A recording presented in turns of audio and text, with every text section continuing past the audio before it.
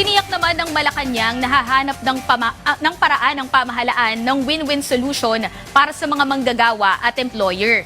Kasunod ito ng inisyong temporary restraining order ng Pasig Regional Trial Court na pumipigil sa pagpapatupad ng 85 peso increase sa sweldo ng minimum wage earners sa Metro Manila.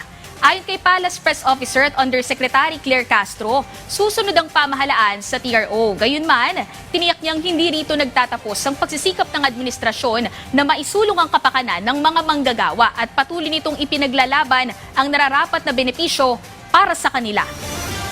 Ilalaban po kung ano po ang nakikita ng pamahalaan na nararapat sa ating mga manggagawa.